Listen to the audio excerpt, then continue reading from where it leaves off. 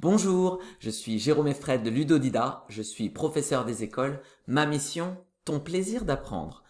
Aujourd'hui, étudions Hiver, vous n'êtes qu'un vilain de Charles d'Orléans. Charles d'Orléans.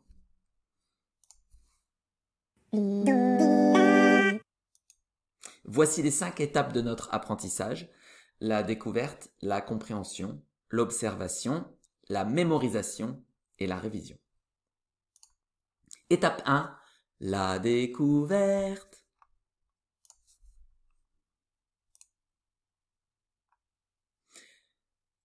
Hiver, vous n'êtes qu'un vilain.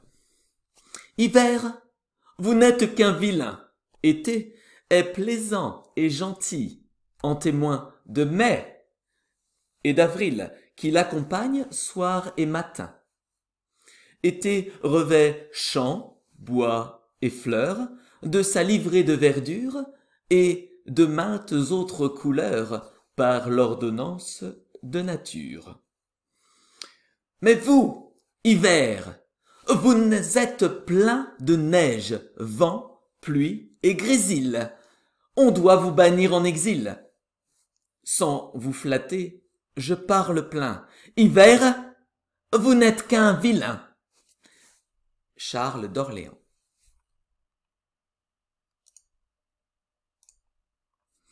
Hiver, vous n'êtes qu'un vilain.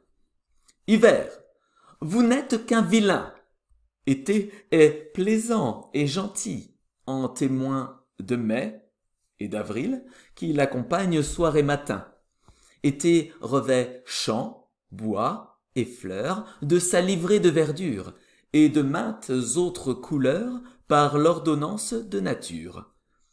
Mais vous, hiver, vous êtes plein de neige, vent, pluie et grésil. On doit vous bannir en exil. Sans vous flatter, je parle plein. Hiver, vous n'êtes qu'un vilain. Charles d'Orléans. Je t'invite à appuyer sur pause pour relire cette poésie, qui n'est pas si évidente que cela, pour essayer de la comprendre.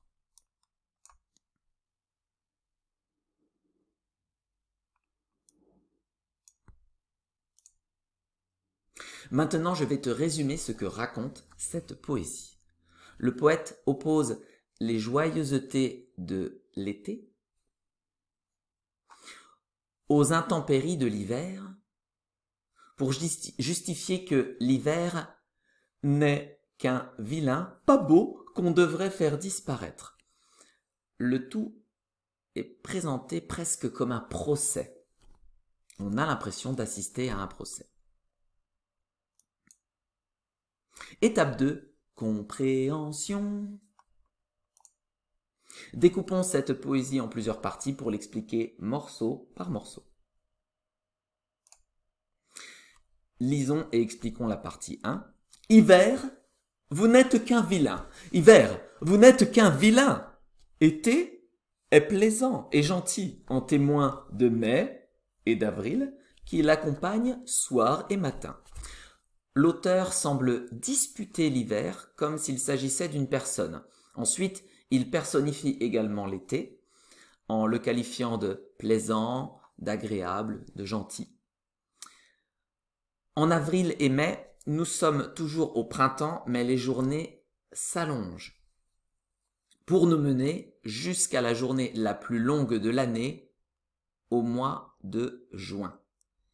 Et cette journée spéciale, nommée solstice d'été, marque justement le début de l'été. L'auteur fait sans doute référence à ce phénomène ici.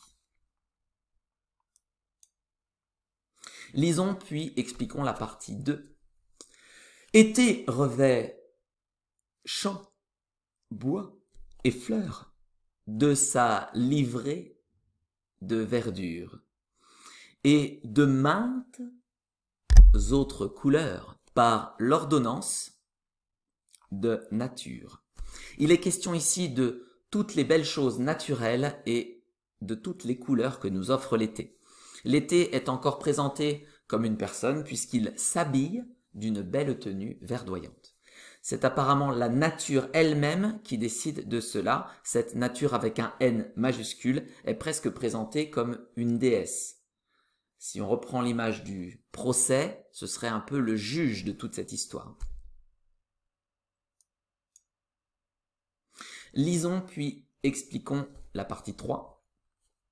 Mais vous, hiver, vous êtes plein de neige, vent, pluie et grésil. On doit vous bannir en exil. Sans vous flatter, je parle plein. Hiver, vous n'êtes qu'un vilain. Charles d'Orléans. Après avoir présenté toutes les qualités de l'été, l'auteur détaille ici tous les défauts de l'hiver. Alors, en soi, la neige, le vent ou la pluie ne sont pas forcément des défauts, mais la répétition du vous, mais vous, hiver, vous êtes plein, crée une ambiance accusatrice. On dirait donc un procès. Ainsi, les intempéries constituent les arguments à charge contre l'hiver du poète procureur. Monsieur le juge, Madame la nature, qu'on condamne ce vilain à partir enfin.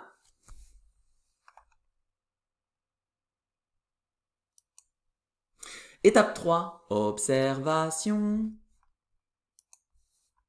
Ici, j'ai mis en couleur les répétitions. Leur repérage facilite l'apprentissage. Je t'invite à appuyer sur pause pour prendre le temps de les observer.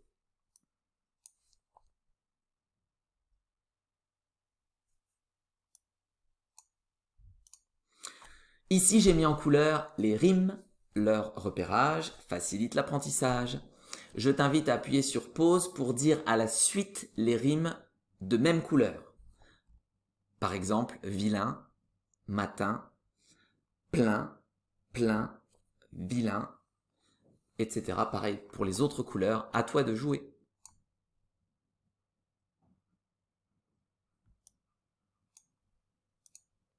Ici, j'ai mis en couleur les répétitions de sonorités. Leur repérage facilite l'apprentissage.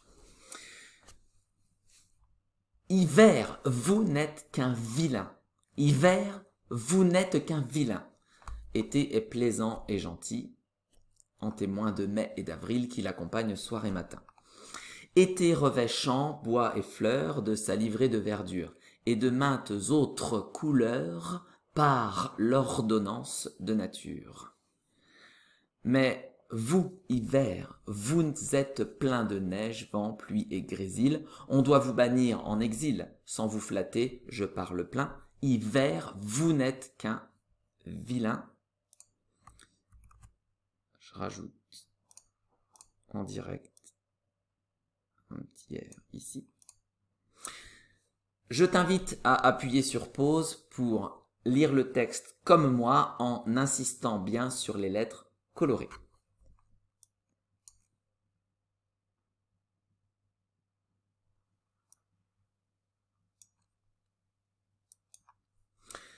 Étape 4, mémorisation. Pour mémoriser cette poésie partie par partie, je t'invite à regarder ma vidéo sur les différentes techniques de mémorisation. Je te mets le lien dans la description. Malheureusement, c'est toi qui vas devoir te charger seul de cette partie, alors bon courage à toi. Étape 5, la révision. Maintenant que tu connais ta poésie, je t'invite à la réviser selon ce calendrier. Ce soir, dans un jour, dans 3 jours, dans 7 jours, puis 1 ou 2 fois par semaine. Mais c'est quand même mieux 2 fois par semaine. Mais après, c'est toi qui vois. Voici une activité pour pimenter tes révisions. Je te propose un petit jeu de texte à trous. Lis le texte en complétant les trous au fur et à mesure. Je t'invite à appuyer sur pause.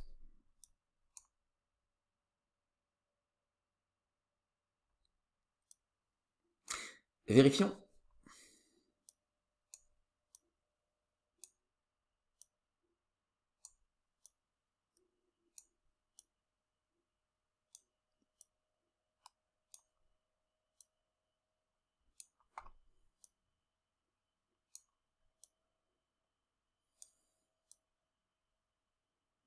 Tu as tout trouvé?